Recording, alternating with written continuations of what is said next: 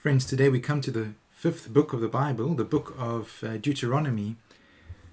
And in the story so far, the book of Numbers left us with the second generation of Israelites poised to enter the promised land. But before they do so, Moses gives his final speech to them, which is what the book of Deuteronomy is all about. In the first 3 chapters, Moses gives a blow-by-blow summary of the events of the book of Numbers, reminding the people of Israel of their rebellions, but also of God's ultimate protection of them. And this includes protections from giants like the Anakim and King Og of Bashan, who is described as having a bedpost of iron over 13 feet long. Now from chapter 4 to chapter 11, Moses calls the new generation of Israelites to be more faithful to God than their parents had been. He reminds them of the 10 Commandments, and he gives them the words of the Shema: "Hear, O Israel, the Lord our God, the Lord is one, and you shall love the Lord your God with all your heart, soul, and strength." It's a passage that's quoted by Jesus as central to his own teachings when asked by a scribe what he regarded as the greatest commandment, and he refers to this one along with the passage from Leviticus, "You shall love your neighbor as yourself." In the middle section of the book, Moses begins to restate all the laws that they have heard over the past 40 years in the books of Exodus, Leviticus, and Numbers, as well as a few new laws thrown in for good measure. This is where the book gets its name, Deuteronomy, which means second law, Deuteronomos. Some scholars suggest that some of the laws contained within it are, in actual fact, of a much later time than the time of Moses, and represents a reinterpretation of the laws of Moses in the light of new socio-political and religious challenges and changing circumstances of the people of Israel.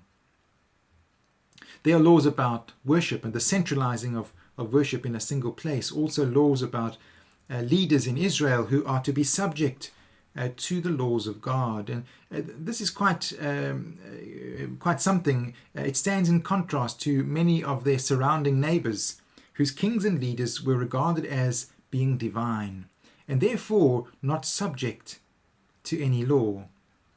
But the Israelite kings and leaders are to be subject to the laws of God. That's quite a step forward. There are also a variety of other laws governing various aspects of their lives. Tim Mackey from the Bible Project suggests that these laws should not primarily be compared to our own modern laws and culture, but should rather first be compared to the laws of the surrounding nations. And I think there is something helpful in that suggestion, for when we do so, we will have a better sense of the stirrings of God's light and grace among the people of Israel.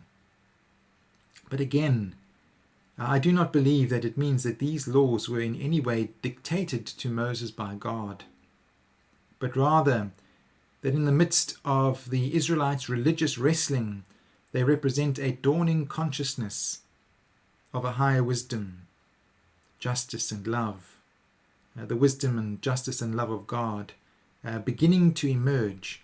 But it does so in the midst of many other laws that are really quite primitive and barbaric. And so again, comparing them to our own consciousness from a modern Western perspective, some laws in Deuteronomy really are quite disturbing, like forcing a man to marry a young woman whom he has raped and never being able to divorce her. Now, on the one hand, it does represent the man being forced to take responsibility for his actions, but on the other hand, it completely ignores how the woman might have felt about being forced into a marriage with a rapist that she can never get out of. Again, as with Leviticus and Numbers, there are also laws commanding the stoning of transgressors, laws that are just too brutal for us to imagine actually being acted out. There's also law instructing the Levites and priests to make use of Urim and Thummim. I'm not sure if I've pronounced those correctly. And to keep them in their breastplates. Now, these were two stones that were used for divining yes and no answers, to help in solving disputes between people and making judgments. Now, I think if you had to use them today, most evangelical Christians would probably regard you as engaging in some kind of voodoo or witchcraft. But there they are, included in Deuteronomy 33.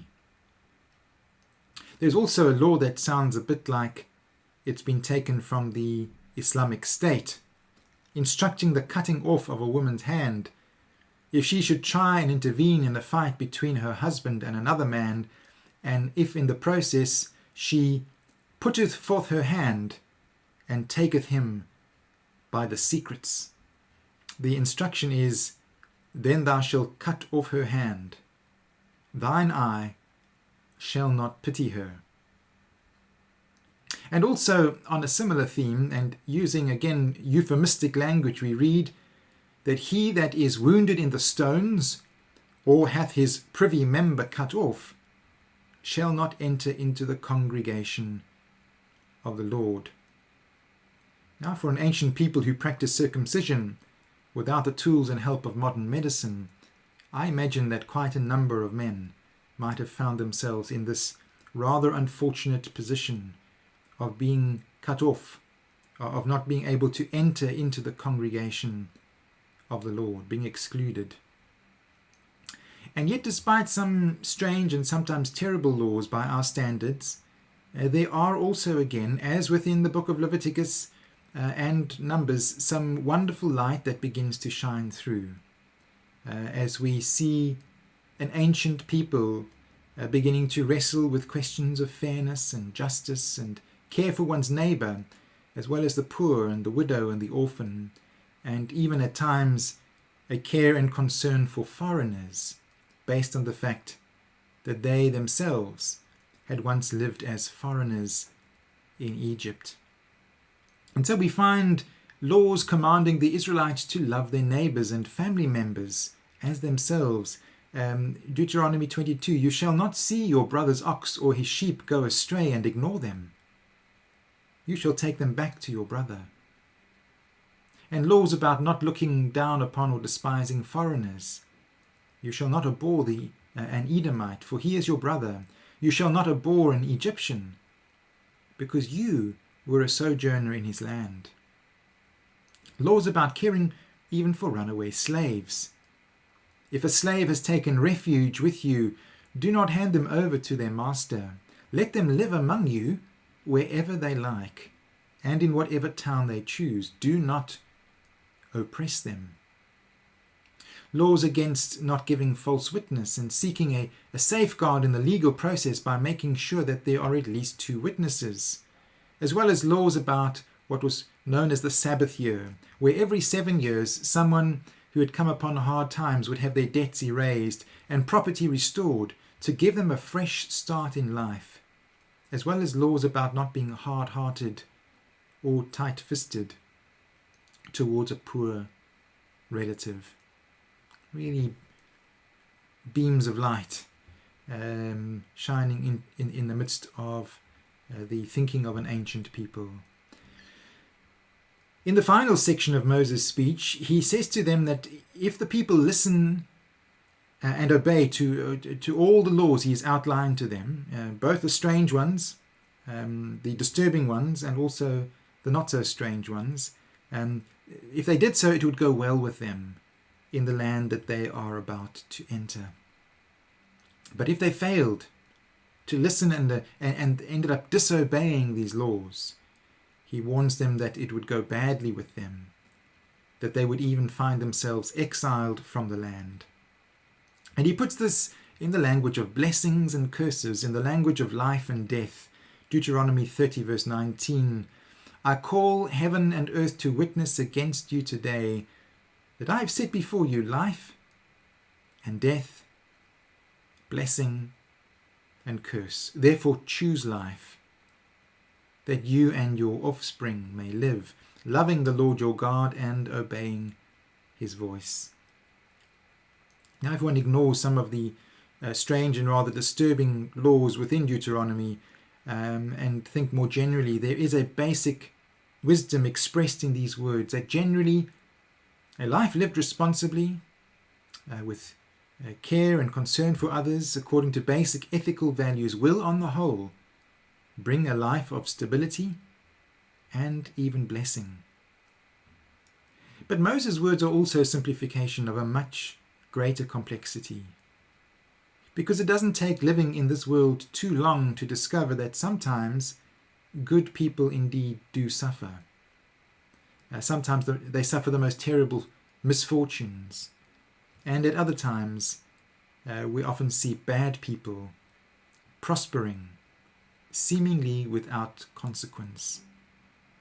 And for the most part, much of the Old Testament operates with this simplistic theology of suffering that we find in Deuteronomy. Obey and it'll go well. Disobey, you will reap disaster.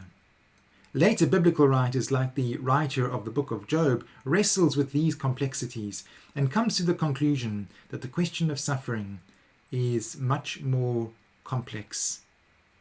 The same is true in Jesus' day. Most people operated from this very simplistic notion that those who are suffering in life are being punished by God because they must have done something wrong.